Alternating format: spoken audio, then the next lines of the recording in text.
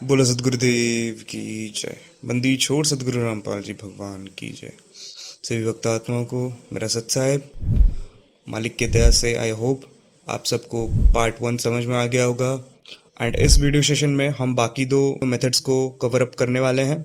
But उससे पहले दास ने जैसे पार्ट 1 में कहा था कि आप जब भी इमेज क्रिएट करते हो जहाँ पे बहुत सारे कैरेक्टर्स का जिक्र किया जाता है, तो वहाँ पे इमेजेस कुछ उल्टी सीधी बन जाती है। किसी का हेड मिसिंग हो जाता है, किसी का हैंड मिसिंग हो जाता है, किसी का कोई भी बॉडी पार्ट मिसिंग हो जाता है।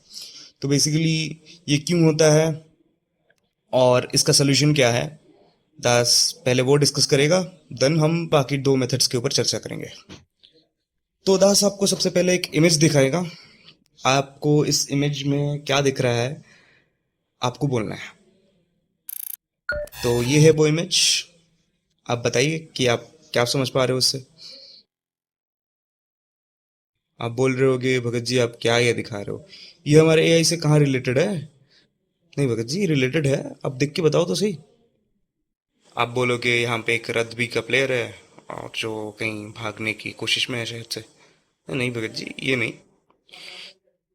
बस आपको बताता है इस इमेज में क्या है। तो दुनिया में जितने भी सारे इमेजेस होती हैं, जितने भी सारे इमेजेस को जनरेट किया गया है या फिर खींचा गया है, उन सबका एक ना एक पर्पस होता है। एक रीजन की वजह से ही उनको क्लिक किया जाता है। हर एक इमेज के पीछे एक रीजन होता है। अब इस इमेज के पीछे भी एक रीजन है।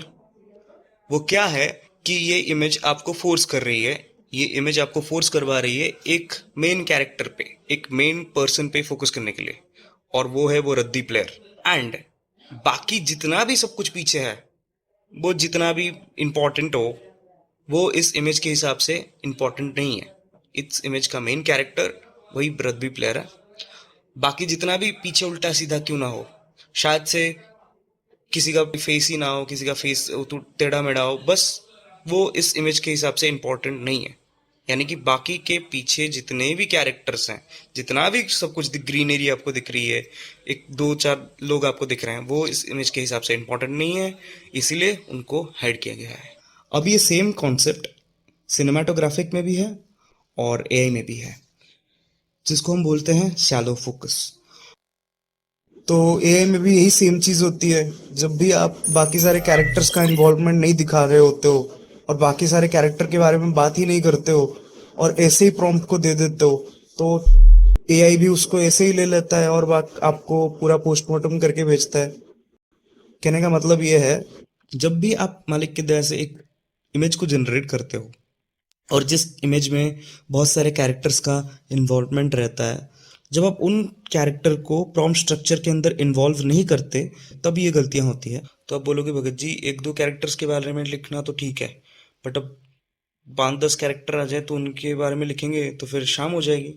नहीं भगत जी मालिक की दया से शाम तो नहीं होने वाली, 1 मिनट में ही ठीक हो जाएगा। दास आपको दो एग्जाम्पल्स देता है। चलिए मान लीजिए आप एक क्लास के अंदर है या फिर एक कॉमेडी शो के अंदर है। जब आप क्लास के अंदर होते हो और जब आप पढ़ाई कर रहे होते हो, उसके अंदर एक ही मेन कैरेक्टर होता है जिसको हम टीचर बोलते हैं। बाकी सारे स्टूडेंट्स बस एक नॉर्मल ऑडियंस होती है जो पढ़ाई करने के लिए आई है। अब जब आप पढ़ाई कर रहे हो या फिर टीचर को अपने सुन रहे हो, तो आपका फोकस पॉइंट एक ही होता है, इमोशन एक ही होता है, फोकस्ड। आप ध्यान लगा रहे हो, पढ़ाई कर रहे हो, तो सभी का भी फोकस यही होगा ना। सभी का फोकस इक्विवेलेंट हो जाएगा आपके साथ। अब अगर आप एक कॉमेडी शो के अंदर हो, तो फिर आप हंसने ही वाले हो, क्योंकि सामने वाला इंसान आपको हंसाने ही वाला है। यानी कि हर एक ऑडियंस हंसने वाला है। उन सब का भी इक्विवेलेंस इमोशन हो गया। तो हमें इन सबको मेंशन करना है कि हर एक इंसान किस मूड पे है, तब जाके ये प्रॉब्लम्स इश्यूज बंद हो जाएंगी। तो मालिक की दया से अब हम दो एग्जांपल्स देंगे आपको। एक खराब प्रॉम्प्ट होगा जिसके अंदर स्ट्रक्चर मेंटेन नहीं होगा, और एक अच्छा प्रॉम्प्ट जिसके अंदर हर एक स्ट्रक्चर को मेंटेन किया जाएगा। लास्ट ने बस यहाँ पे मेंशन किया है create an image of Indian son holding a child standing in front of students. और देखते हैं कि ये इमेज क्या बनाता है। ओके ओके, इसने हमें कुछ रिजल्ट दिया है, लेट्स सी। आप देख सकते हो कि मैंने ऐसा कोई भी चीज मेंशन नहीं किया था जिसके अंदर मुझे दो संत दिखे, बट इसने ऐड कर रखा है मैंने ऐसा कोई भी एलिमेंट ऐड नहीं कर रखा था जिसमें इंडियन सत के बैकग्राउंड से एक ग्लोइंग इफेक्ट आ रहा है, showing that is a God. And ये तो इंडियन संत मुझे कहीं से नजर ही नहीं आ रहे। एंड हमको पता है इंडियन संत घूंघट नहीं पहनते। और वो बच्चा बैलेंस कैसे है, कुछ लॉजिक नहीं बैठ रहा। और मैंने प्रॉम्प्ट के अंदर ऐसा नहीं लिखा था कि मुझे स्कूल स्टूडेंट्स की जरूरत है, बट इसने स्कूल स्टूडेंट्स ऐड कर रखे हैं। ओके।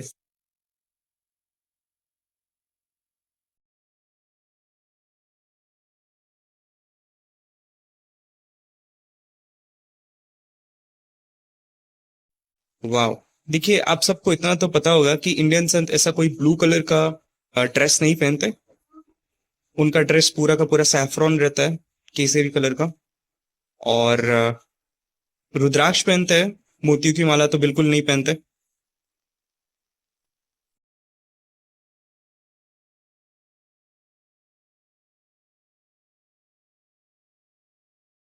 आप सबको पता है कि इंडियन संत ऐसा कोई भी साइन एंड जेस्चर शो नहीं करते। एंड इंडियन संत इनर भी नहीं पहनते। ब्लू कलर का इनर यहाँ पे मुझे दिख रहा है। ओके। मालिक की दया से अब हम देखेंगे कि एक अच्छा प्रॉम्प्ट कैसा दिखता है। सबसे पहले आप देख सकते हो, मैंने यहाँ पे पहले कैरेक्टर लिया है, उसके बाद अपीयरेंस, एंड देन एक्सप्रेशन, उसके बाद डिस्क्रिप्शन। एंड हम देखते हैं इसका रिजल्ट हमें क्या दिखता है। ओके, मालिक की दया से इसने बहुत अच्छे इमेजेस बनाए हैं। यू कैन सी यहाँ पे किसी का कोई भी बॉडी पार्ट मिसिंग नहीं है। Everything is perfectly aligned. And मैंने जैसे मेंशन किया था, saffron colour, everything is saffron. And बच्चे का भी फेस स्ट्रक्चर ठीक है, संत का भी ठीक है। That's it. सो आप इस तरीके से प्रॉम्प्ट के स्ट्रक्चर को मेंटेन करके इस तरीके के प्रॉब्लम्स को सॉल्व कर सकते हो। तो अभी हम बात करेंगे मेथड नंबर 2 के बारे में। Method number 2 is scenario to image और टेक्स्ट टू इमेज। अब ये मेथड आप सब जानते हो और आप इसी से ही इमेजेस जनरेट करते हो। बेसिकली चैट जीपीटी से प्रॉम्प्ट लिखवाना और इमेजेस उसके बाद बनवाना। ओके। आप बोलोगे कि भगत जी हम तो उसको जानते हैं, आप नया क्या बता रहे हो। नया ये है कि हम इसके अंदर चैट जीपीटी का यूज़ नहीं करेंगे। परमात्मा की दया से अब हम इस मेथड के अंदर ये समझने वाले हैं कि खुद से कैसे प्रॉम्प्ट लिखें। खुद से प्रॉम्प्ट लिखना और चैट जीपीटी से प्रॉम्प्ट लिखवाना दोनों में बहुत ज़्यादा डिफरेंस है। और जब भी आप चैट जीपीटी से प्रॉम्प्ट लिखवाते हो, उसके अंदर वो कुछ ना कुछ मिसिंग कर देता है, कुछ ना कुछ और ऐड कर देता है। उसके बाद आपको फिर से आके फिर से उसको रीजनरेट करना पड़ता है, देन आप इमेज क्रिएट करते हो। ये थोड़ा लंबा प्रोसेस है। तो खुद से प्रॉम्प्ट लिखना ज़्यादा इम्पॉर्टेंट है।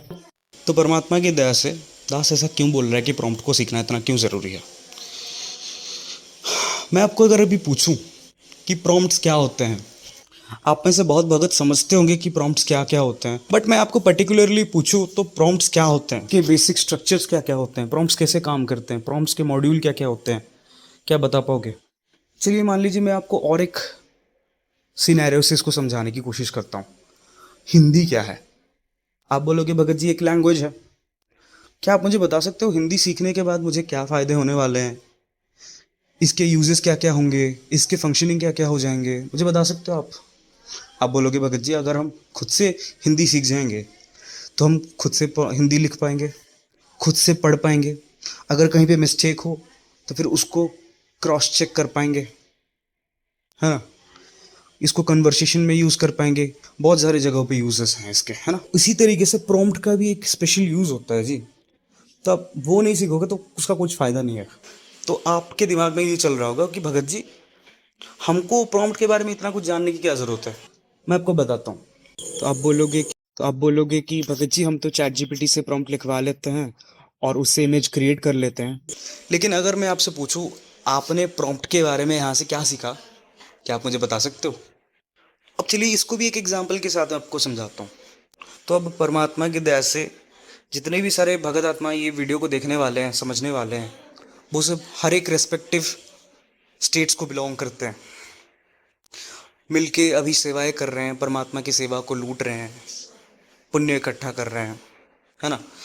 तो अगर मैं आपसे पूछ लूँ भगत जी आपके स्टेट के अंदर सबसे ज़्यादा इम्पोर्टेंट क्या है, तो आपको वो पता होगा कि आपके स्टेट के अंदर क्या इंपॉर्टेंट है। अब परमात्मा की दया से दास उड़ीसा से बिलोंग करता है, और दास को पता है कि उड़ीसा के अंदर सबसे ज़्यादा इम्पोर्टेंट क्या है।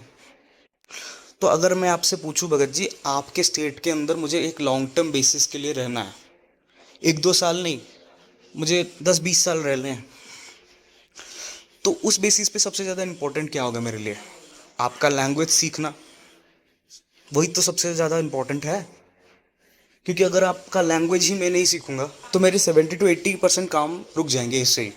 और मुझे कहीं पे बात करनी है या फिर कुछ और भी करना है मुझे, तो वहाँ पे भी मुझे प्रॉब्लम्स फेस करनी पड़ेंगी, है ना। तो वहाँ पे मैं क्या करूँ? क्या मैं गूगल ट्रांसलेट यूज़ करूँ कि आप क्या बोल रहे हो, मैं उसके बाद उसको ट्रांसलेट करके बुलवा दूँ गूगल से? या फिर मैं आपका लैंग्वेज सीख जाऊँ, उसके बाद कन्वर्सेशन करूँ? तो आपको क्या लगता है इस सिचुएशन के अंदर क्या अच्छा होगा? कि मैं लैंग्वेज सीख लूँ आपका, या फिर मैं गूगल ट्रांसलेट ओपन करके हर एक वर्ड को कॉपी पेस्ट करूँ और किसी भी जगह पे यूज़ करूँ? आपको क्या लगता है सबसे ज़्यादा अच्छा क्या होगा? आप बोलोगे लैंग्वेज सीखना, है ना। तो लैंग्वेज सीखना सबसे ज़्यादा इंपॉर्टेंट है।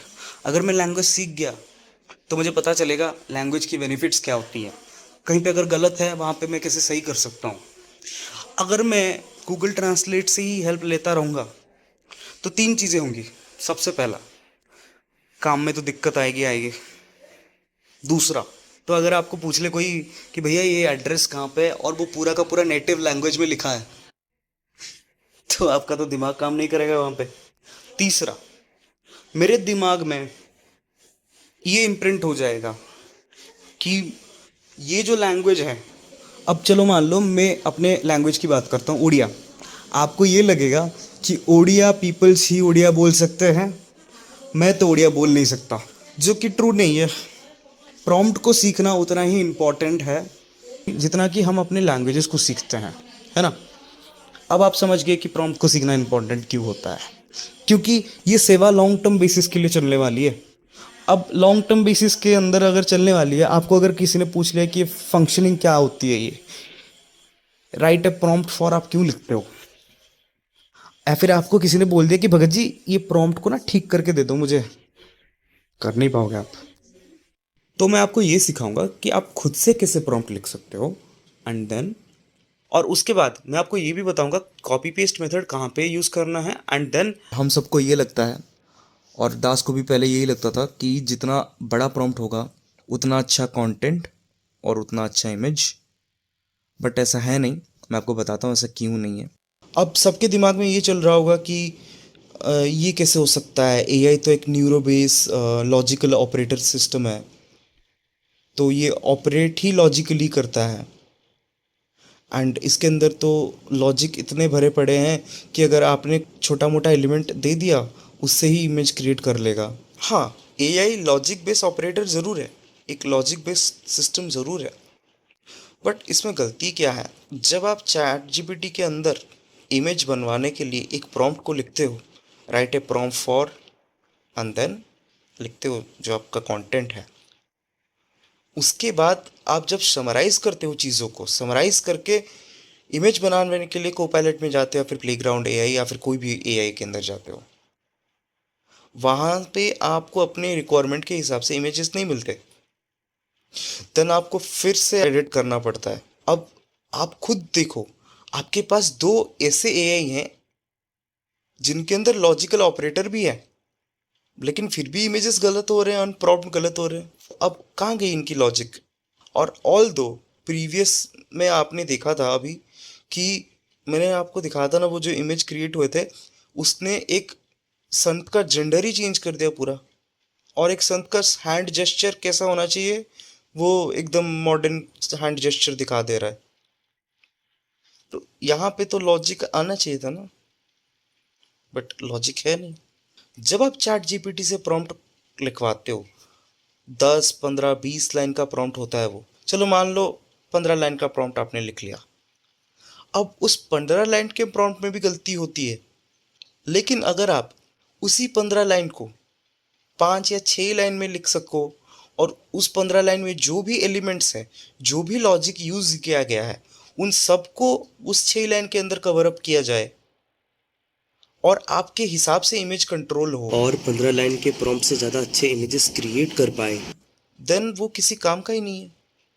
आप खुद सोचो, जब आप वाणियों को समझ जाते हो, कंटेंट को समझ जाते हो, क्या आप चैट जीपीटी के लिए वेट करोगे वो आपको एक ऐसा प्रॉम्प्ट लिख के दे जिसके अंदर गलतियां हो, एंड देन आपको एक टाइम प्रोसेस के थ्रू गुजरना पड़े, एडिट कर करके आप थक जाओ, इरिटेट हो जाओ,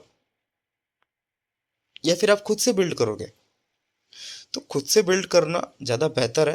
एंड देन ये एक चीज़ है कि आप उसमें से लॉजिक खुद बना सकते हो, है ना? तो मैं ये मानता हूँ, ज्ञान ऐसा होना चाहिए जो आपको सोचने पे मजबूर कर दे, है ना? तो ऑब्वियस सी बात है, अब जब कॉपी पेस्ट ही कर रहे हो आप, तो आपका सोच कहीं पे डेवलप नहीं हो रहा, आप बस कॉपी पेस्ट के अंदर ही रह जा रहे हो। ना ही आपके दिमाग ने प्रॉम्प्ट क्या होता है वो समझा, ना ही प्रॉम्प्ट कैसे लिखते हैं, और ये उल्टा इम्प्रिंट हो जाता है कि प्रॉम्प्ट बस चैट जीपीटी ही लिख सकता है, हम तो प्रॉम्प्ट लिख नहीं सकते। बट ये ट्रू नहीं है। आप खुद से लिखने की कोशिश करिए। मैं आपको एग्जांपल्स भी दिखाऊंगा, और छोटे मोटे एग्जांपल्स नहीं, ऐसे एग्जांपल्स जो कि एक हैवी प्रॉम्प्टिंग की रिक्वायरमेंट रखती है, ऐसे एग्जांपल्स के साथ वर्क करेंगे। तो चलिए शुरू करते हैं। सो एज एन एग्जाम्पल हम एक सीन पिक कर रहे हैं जहाँ पे भीम जो शक्ति के घमंड में थे, और परमात्मा ने उन्हें कहा था कि जिस सरोवर में तुम नहा के आए हो वो कुंभकर्ण का सिर है। तो इस सीन को हम यूज़ करेंगे। सो ये सीन थोड़े लॉजिकल थिंकिंग की रिक्वायरमेंट रखती है, तो लेट्स सी हम कैसे बनाते हैं इसको। सबसे पहले मैं एक स्ट्रक्चर को फॉलो करूँगा इसके अंदर, जो कि है MSCC, मतलब मीनिंगफुल स्ट्रक्चर्ड कंट्रोल्ड कंटेंट। मतलब कि इसमें, यानी कि जो भी हम कंटेंट बनाएंगे वो हमारे कंट्रोल में ही रहेगा, रादर देन जो हम चैट जीपीटी से प्रॉम्प्ट लिखवाते हैं वो हमारे कंट्रोल में नहीं रहता, बट ये हमारे कंट्रोल में रहेगा। तो इसमें हम थोड़ा सा specific information, specific logics and specific concept को यूज़ करेंगे जिससे कि हमारे कंटेंट थोड़े अच्छे दिखें।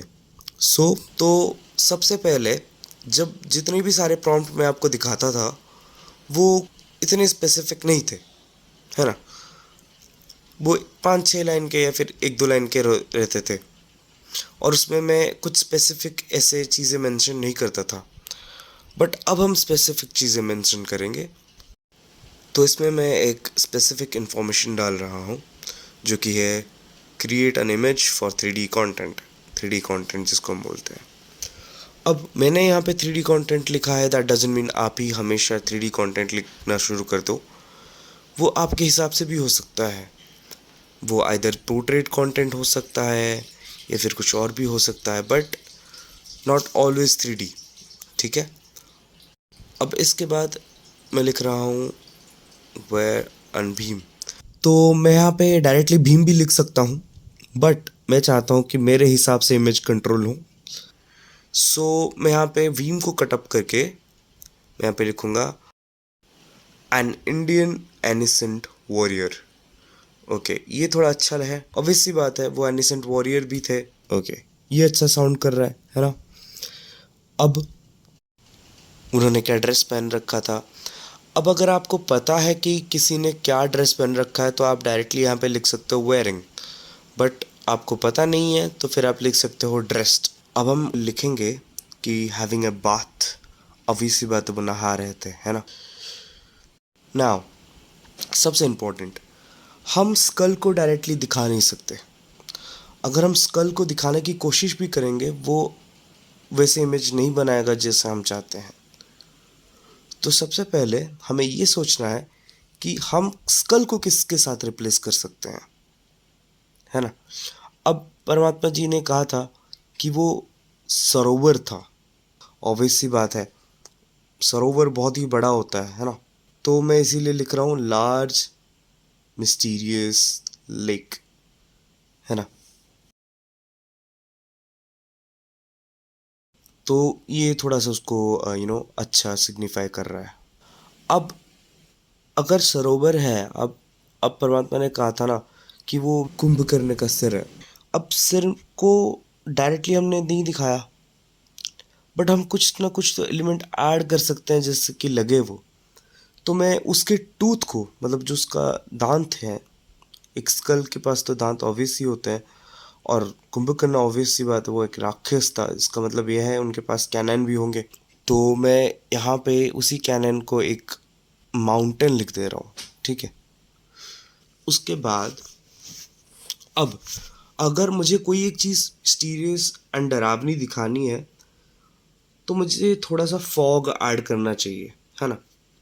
आपने कई सारे जगहों पे देखा होगा जहाँ पे कोई एक चीज़ डरावनी है या फिर मिस्टीरियस है, वहाँ पे फॉग होता ही है। और लॉजिक भी बैठता है कि माउंटेन्स पे फॉग तो होता ही है। तो मैं इसको फॉग लिख रहा हूँ यहाँ पे।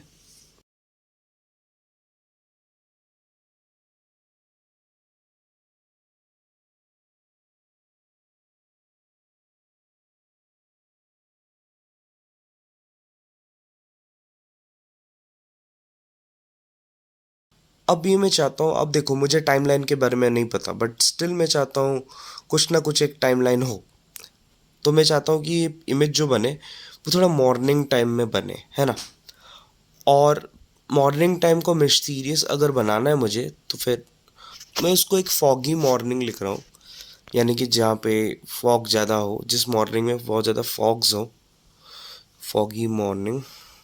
अब जो फॉगी मॉर्निंग है, मैं चाहता हूँ कि वो जो सनलाइट है, अब आपने बहुत सारे जगहों में देखा होगा बहुत ज़्यादा फॉग होता है, जहाँ पे बहुत ज़्यादा फॉग होता है मॉर्निंग टाइम में और सूरज निकल आया है, तो वहाँ पे सूरज जो होता है ना वो फॉग के अंदर से आता है बिल्कुल, फॉग को एकदम चीर के आ जाता है। तो मैं वही लिख रहा हूँ।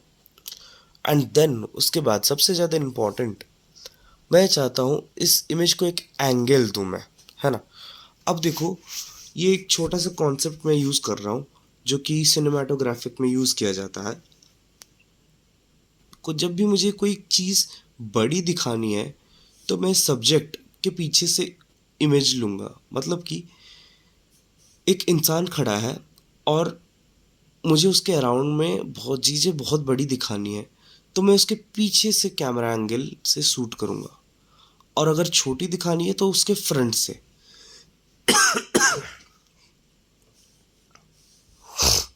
तो ये एक कॉन्सेप्ट है, तो हम उसी कॉन्सेप्ट को इसके अंदर यूज़ कर रहे हैं। तो इसको लिखने का तरीका क्या होता है, basically this scene is depicted, नहीं हम बेसिक्स से बात करेंगे। तो मैं इसको कट कर रहा हूँ। तो अगर हम बेसिक से पूरा शुरुआत करें तो हम इसको भी लिख सकते हैं कि create this scene from a back shot perspective. अब देखो ये क्या इमेज बनाता है, और मुश्किल से कितने लाइन का है ये, 1 2 3 4, मतलब मुश्किल से 4 लाइन का है ये। अब देखो आप ये कैसे इमेजेस जनरेट कर रहे हैं।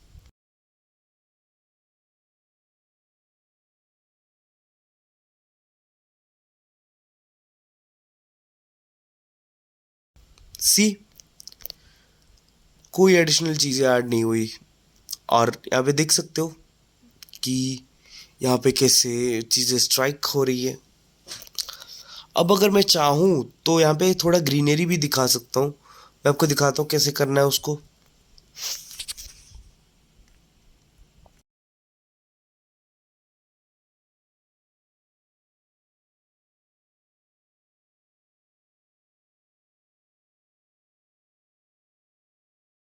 आप सबको पता है कि कोपायलट के अंदर अभी कुछ इश्यूज़ आ रहे हैं, दैट्स वाई वो इमेज बनाने में डिले ले रहा है। सो मुझे इसलिए फिर से इसको बनाना पड़ रहा है, और मैंने उसके अंदर कुछ ज़्यादा चेंजेस नहीं लाया, बस ग्रीनरी ही ऐड की है, आप देख सकते हो यहाँ पे।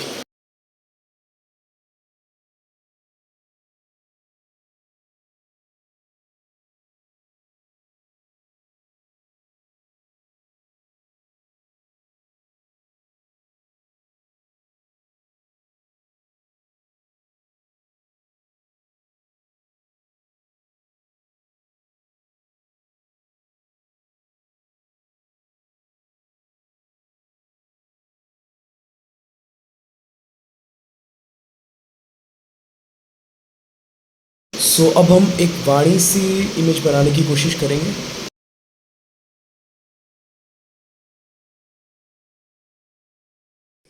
सो परमात्मा की इस वाणी को यूज करके हम एक इमेज बनाने की कोशिश करेंगे.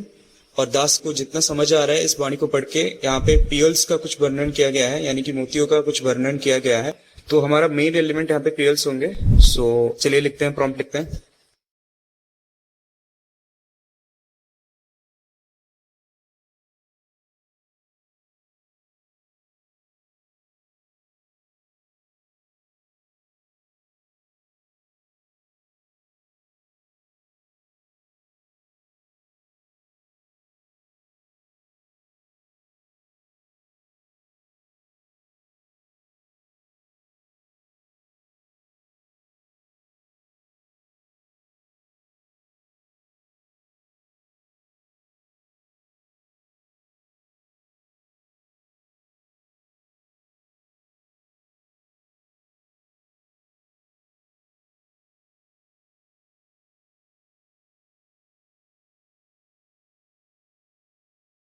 तो आप यहाँ पे देख सकते हो, दास ने यहाँ पे एक स्पेसिफिक कंटेंट का आइडिया दिया है, just like create an image for 3D content. ये आपके हिसाब से, आपके इमेज के हिसाब से, आपके कंटेंट के हिसाब से आप इसको चेंज भी कर सकते हो. दास ने यहाँ पे बस 3D कंटेंट मेंशन किया है. दैट डजंट मीन कि आप हमेशा 3D कंटेंट ही यूज करोगे.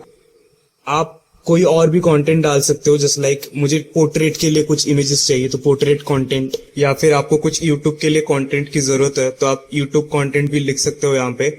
ये आपके टोटली कंटेंट आइडिया के ऊपर डिपेंड करता है कि आपको किस तरीके के पिक्चर्स चाहिए. सो आप देख सकते हो परमात्मा की दया से इसने हमें इमेजेस जनरेट करके दिए हैं कुछ. और यस, इसने 3D में ही बनाया है.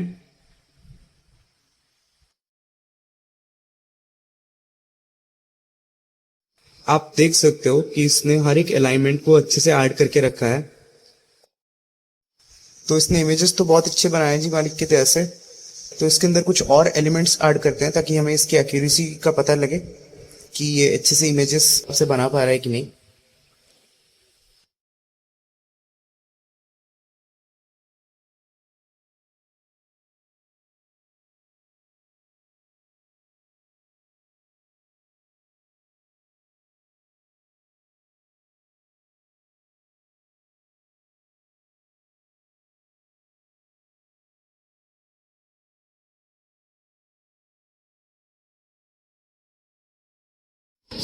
जितने भी एलिमेंट्स एंड फिगर्स को हमने ऐड किया था प्रॉम्प्ट के अंदर, इसने उसी को ही ऐड किया है, अनलेस कुछ यूजलेस ऐड नहीं किया. तो आपको यहाँ पे फिगर आउट करना पड़ेगा कि आपको चैट जीपीटी से प्रॉम्प्ट लिखना है कि आपको डायरेक्टली यहाँ पे आके प्रॉम्प्ट लिखना है, क्योंकि आपका टाइम भी सेव हो रहा है और यूजलेस थिंग्स कुछ ऐड नहीं हो रहे इसके अंदर, जो आपको कभी कभार इमेजेस के अंदर देखने को मिलते हैं. तो इससे आपको सीखने को बहुत कुछ मिलता है, क्योंकि जब आप चैट जीपीटी से ही हर एक प्रॉम्प्ट लिखवा दोगे, देन चैट जीपीटी ने ही आपका हर एक काम कर लिया, जिसके अंदर गलतियां भी होती है. इससे आपको सीखने को तो कुछ मिलता ही नहीं है, और आपके दिमाग में ये प्रिंट हो जाता है कि प्रॉम्प्ट ओनली चैट जीपीटी ही लिख सकता है, हम तो प्रॉम्प्ट लिख ही नहीं सकते. बट ऐसा ट्रू नहीं है. आप खुद भी प्रॉम्प्ट लिख सकते हो, क्योंकि प्रॉम्प्ट लिखना और प्रॉम्प्ट को समझना उतना ही जरूरी है जितना कि हम अपनी लैंग्वेजेस को बोलते हैं और लिखते हैं.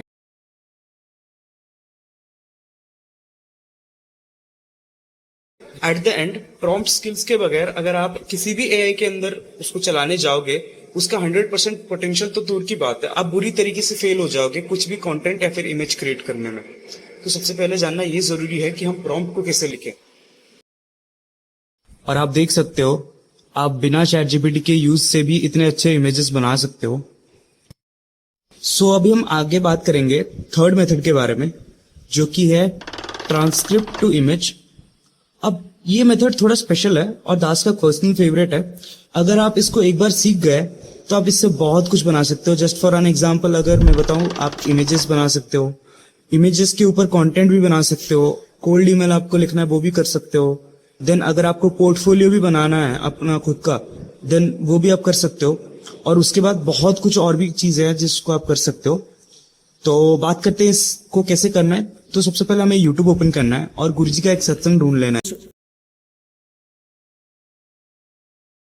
ट्राई करिएगा ज्यादा बड़े सत्संग ना ले.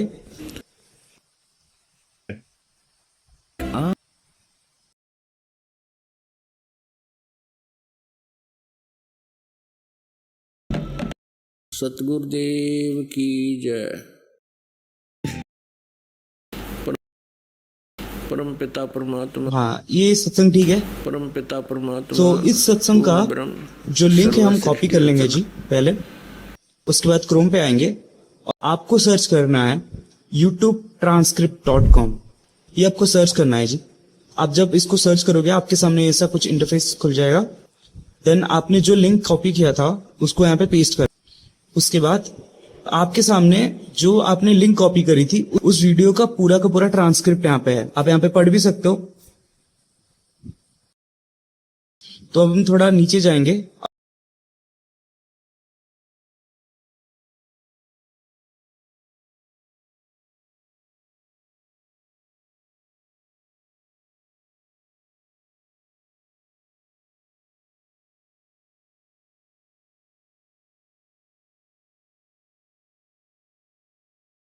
इसको कॉपी करेंगे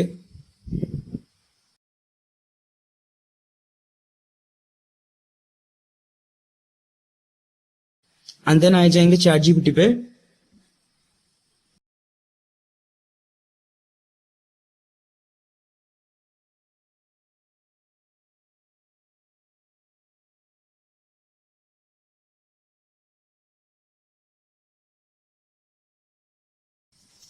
अब हम इसको चैट जीपीटी को दे देंगे ताकि ये एनालाइज कर पाए अच्छे से।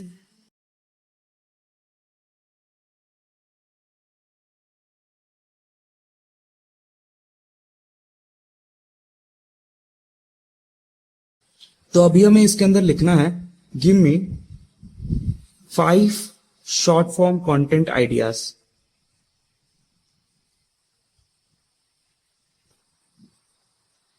इंफॉर्मेशन।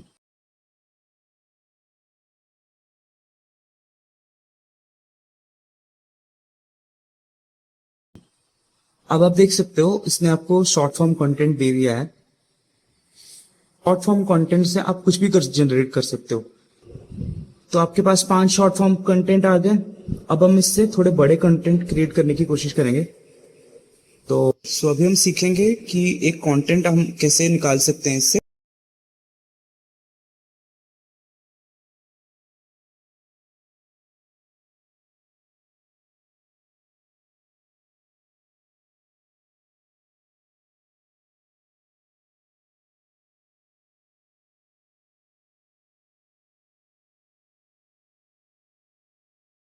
जो हमने कंटेंट लिखाए थे पहले, इसने उसको बड़े फॉर्मेट में कन्वर्ट कर दिया है। तो हम यहाँ से एक स्टोरी कॉपी कर लेते हैं।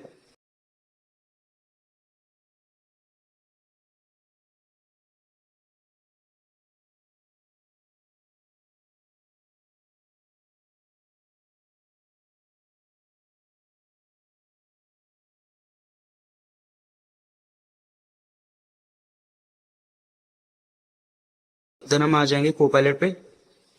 तो अब यहाँ पे हम लिखेंगे create an image for YouTube content.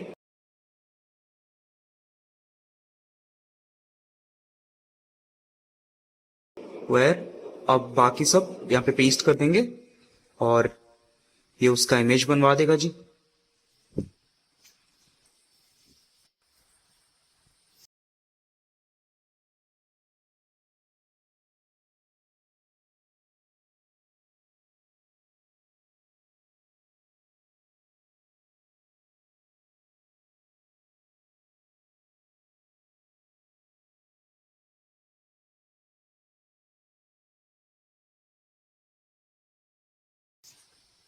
और आप देख सकते हो उसने हमें रिजल्ट भी दे दिया।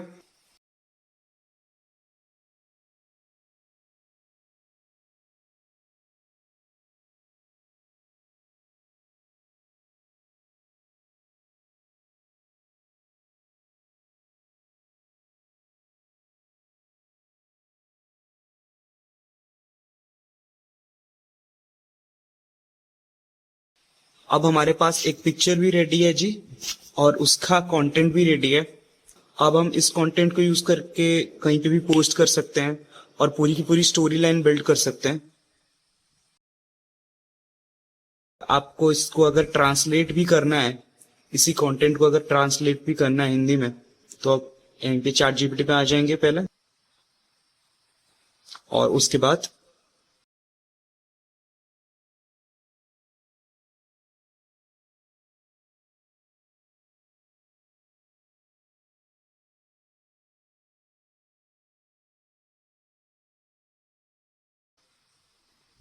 इसको पेस्ट कर देंगे।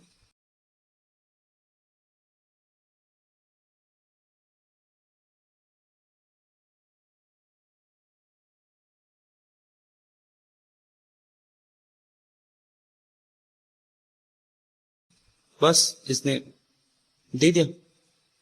अब हमारे पास पिक्चर भी रेडी है, कंटेंट भी रेडी है।